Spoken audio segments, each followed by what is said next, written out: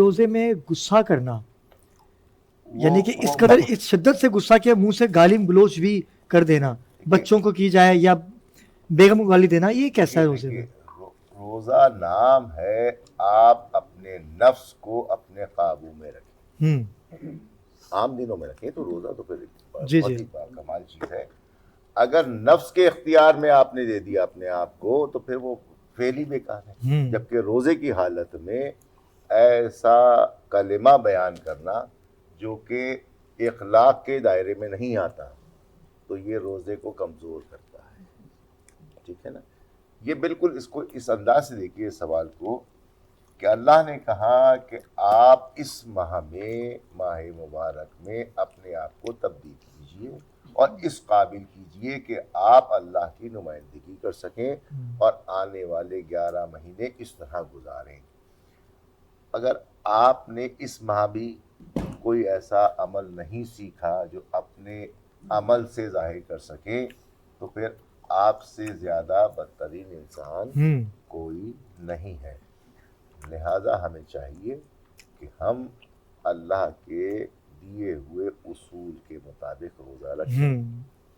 اس میں آپ کے کلمے سے، آپ کی نظر سے، آپ کے ہاتھ سے، آپ کی گفتگو سے کسی کو اگر ایذا بھی پہنچ رہی ہے تو روزہ بہتر نہیں ہے۔ روزہ رکھا اس لیے گیا کہ لوگ تقوی گزار بنے۔ جی یہ رکھنے کا جو مقصد تھا نا، قرآن بیان کرتا ہے کہ تاکہ تم غصے کو پینا۔ جی تقوی صرف غصہ بھی نہیں، عام دنوں میں آپ کو غصہ نہیں کرنا ہے، زوج پر، شوہر پر، بچوں پر۔ حضور نبی کریم صلی اللہ علیہ وآلہ وسلم کے زمانے میں کچھ لوگ آئے، کہا کہ یا رسول اللہ صلی اللہ علیہ وآلہ وسلم، اسی مدینہ منورہ میں ایک عورت ایسی ہے جو کہ قائم اللیل ہے اور صائم النہار ہے، مگر اس کی زبان کی اذیت سے، اس کی ایذا سے نہ اس کے گھر والے محفوظ ہیں نہ اس کے پڑوس والے محفوظ ہیں۔ حضور نبی کریم صلی اللہ علیہ وآلہ وسلم نے فرمایا کہ وہ عورت جہنمی ہے، وہ جہنم میں جائے گی، اس لیے کہ نہ اس کے گھر والے اس کی زبان کی اذیت سے محفوظ ہیں اور نہ اس کے پاس پڑوس والے اس کی اذیت سے محفوظ ہیں۔ یعنی غصہ کسی بھی حال میں ہو، ملک صاحب دسترخوان سجا ہوا ہے اور یقیناً سی بات ہے کہ غصہ آ جاتا ہے۔ آپ ایک پرائیویٹ کمپنی میں جاب کرتے ہیں، کبھی خرم بھائی آپ کی جانب بھی آؤں گا میں اس سوال کو لے کے کہ کبھی کبھی ایسا ہوتا ہے کہ کسی لیبر کے اوپر غصہ آ جاتا ہے، کام کرنے والے پہ غصہ آ جاتا ہے، تو کبھی آپ کے ساتھ ایسا ہوا کیونکہ آپ متقی ہونا، سامنے کوئی نقصان ہو رہا ہو کمپنی کا یا کسی پہ جو آپ کی ذمہ داری دی گئی ہے، اس ذمہ داری پہ نبھانا مینجمنٹ کا کام ہوتا ہے اور مینجمنٹ نے ہمیشہ اپنے لیبر سے کام لینا ہوتا ہے۔ تو جب لیبر میں کچھ ایسی غلطی ہو جاتی ہے تو کچھ لوگ وہاں بھی، میں نے بہت لوگ ایسے دیکھے ہیں کہ جو گالم گلوچ کرتے ہیں، لیکن میرا طرز عمل کچھ ڈیفرنٹ ہوتا ہے۔ میں نے کبھی نہ کسی کو گالی دی، نہ کسی کو اونچے لہجے میں بات کی۔ ہاں جو فرق پڑتا ہے وہ میرے انداز گفتگو میں پڑتا ہے، یعنی ظاہر ہو جاتا ہے کہ ملک صاحب کو غصہ آ گیا۔ میرا انداز جو ہے وہ الفاظ بھی سخت ہو جاتے ہیں، لہجہ بھی سخت ہو جاتا ہے، مگر کبھی ایسا نہیں ہوا کہ ہم نے کسی کو گالم گلوچ دے دی ہو یا کسی کے سیلف رسپیکٹ نہ کی ہو۔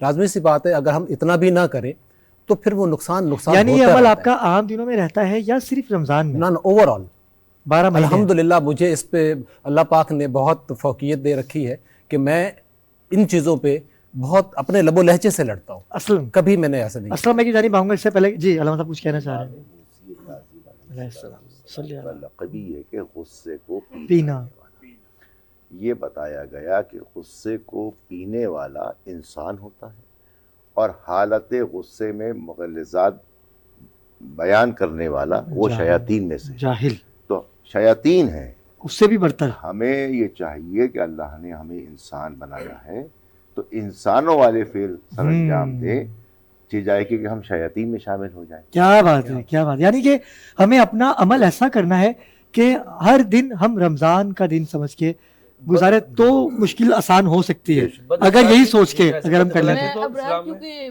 علامہ صاحب نے امام موسیٰ کاظم علیہ السلام کا نام لے لیا ہے، لہٰذا میں بھی چاہتی ہوں کہ ایک روایت میں اپنا حصہ ڈالوں کہ امام موسیٰ کاظم علیہ السلام امام ہفتم ایک دسترخوان پر موجود تھے، اشراف عرب اور معززین عرب کا وہ دسترخوان تھا جہاں پر وہ معززین عرب مدعو تھے، اور ایک غلام امام کے پاس سے جرید نامی عرب کی ایک ڈش تھی، اس میں شوربہ کثیر مقدار میں ہوا کرتا تھا، وہ امام کے قریب سے رکھنے لگا۔ اب امام نے ایک نگاہ اٹھا کر دیکھا، روب امامت سے اس کے ہاتھ تھرا گئے اور وہ پیالہ گر پڑا۔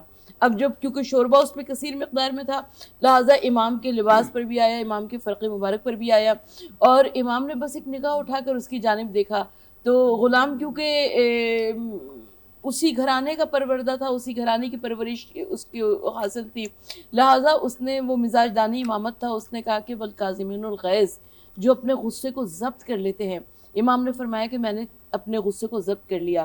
غلام نے آیت کا اگلا حصہ پڑھا والعافین عن الناس, اور جو لوگوں کی خطاؤں کو معاف کر دیا کرتے ہیں. امام نے فرمایا کہ جا میں نے تمہاری خطا کو معاف کر دیا. غلام نے آیت کا اگلا حصہ پڑھا واللہ یحب المحسنین, پروردگار عالم احسان کرنے والوں کو محبوب رکھتا ہے.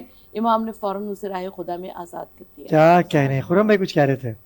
دیکھیں بنیادی بات یہی ہے کہ آپ کی زندگی میں آپ جس ادارے میں بھی کام کر رہے ہوتے ہیں, آپ کے پاس سٹاف ہوتا ہے, آپ کاروبار کر رہے ہوں, تو یقیناً سٹاف سے غلطی ہوتی, لیکن آپ نے اس کو, جو میرا طریقہ ہے میں اسے الگ سے بلاتا ہوں. پہلے میں اس سے پوچھتا ہوں کہ غلطی یہ تم سمجھتے ہو کہ غلطی ہوئی ہے کہ نہیں.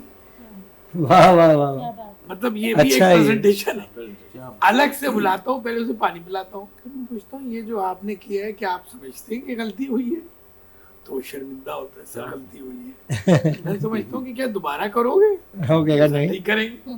تو یہ طریقے الگ ہے, آپ کو تو بولے گا نہیں سر نہیں. دیکھیے ایز اے عمل جو ہے بہت وہ بڑا میٹر کرتا ہے کہ آپ اس کو یہ بتائیں کہ دیکھو ہم یہ چاہتے ہیں کہ تم بہترین انسان ہو.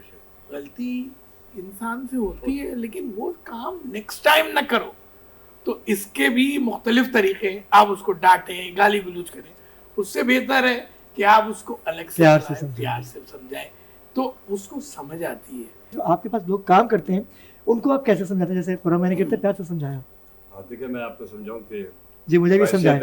کانٹریکٹر سمجھا نہیں رہا, ایک بات کروں میں بھی چھوٹا ہوں, آپ کو مجھے بھی آپ سمجھا سکتے ہیں. بات یہ کہ جس سسٹم میں میں کام کر رہا ہوں, آج انہوں نے وضاحت کی اس کی کانٹریکٹر, تو ہمارے ساتھ تو زیادہ تر پڑھا لکھا طبقہ نہیں, جو ایز اے لیبر جو کام کرتے ہیں, مشین پہ آپریٹر ہیں, جو گڑے کھدتے ہیں, ہمارے پائپ وائپ ڈالتے ہیں, سب کچھ کرتے ہیں, تو اتنے پڑھے تعلیم یافتہ نہیں ہوتے, تو ان کو اسی کے لیول پہ جا کے ہمیں گفتگو کرنی پڑتی ہے. جیسے آپ کہہ رہے ہیں نا کہ اس طرح سے, تو ہم ان کے لیول پہ جا کے بات کرتے ہیں, اسی انداز سے گفتگو کرتے ہیں کہ بیٹا آپ سے یہ کوتاہی ہو گئی, غلطی ہوئی, یہ پائپ ایسے نہیں ایسے, اور اس کا یہ سائز تھا, آپ نے اس کے ساتھ یہ کیا, اور وہاں بھی اس جگہ ڈالنا, تو بیٹا یہ ایسا ہو گیا, ہاں سر غلطی ہو گیا مجھے. تو اسی جیسے جو شخص کا لیول ہے اس لیول سے آپ بات کریں تو آپ سے کبھی شکوہ نہیں کرے گا. لیکن اسلام بھائی اس میں پیار سے سمجھاتے ہیں, آپ سے بدتمیزی نہیں کرے گا. اتنا میٹھا بندہ ہے یہ, میں ان کی عزت کیوں کرتا ہوں, ان سے پیار اس لیے کرتا ہوں کہ یہ بہت پیارے بندے ہیں.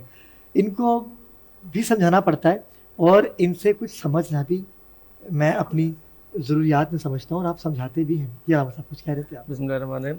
حضرت عثمان غنی رضی اللہ تعالیٰ ارشاد فرماتے ہیں کہ غصے میں کوئی فیصلہ نہیں کرنا اور خوشی میں کوئی وعدہ نہیں کرنا. واہ واہ واہ واہ. غصے کے فیصلے ہمیشہ احمقانہ ہوتے ہیں. اچھا غصہ انسان کے فطرتی عمل آ ہی جاتا ہے نا, لیکن جب غصہ اگر آ جائے نا, اور بالغ یعنی کہ ظاہر بشریت میں آپ غصہ کر لیتے ہیں کسی بھی انداز سے, لیکن آپ کے اندر سرخم ہونے کا بھی جذبہ ہونا چاہیے. مطلب آپ اس کو معافی مانگنے کا بھی جذبہ رکھنا چاہیے. تو بہت سے لوگ غصہ کرتے ہیں اور غصے پہ اڑے رہتے ہیں. ایک تو غلط کام ہوا اور اس پر اڑے رہنا, یہ زیادہ خطرناک ہوتا ہے. مطلب وہ غصہ اترنے کا نام ہی نہیں رہتا, اور پھر جب دوسرے دن تیسری دن بات کی جائے کہ حضرت آپ نے ہاں بالکل میں نے صحیح کیا, تو یہ ڈٹے رہنا بھی نا, یہ تو اب اللہ سے دعا مانگے, اللہ پاک اگر یعنی کہ بشریت کے تقاضے کے غصہ اگر آ جائے نا, تو اللہ مجھے سر خم ہونے کی توفیق عطا. یہ دعاؤں میں شامل ہونا چاہیے ہمارے.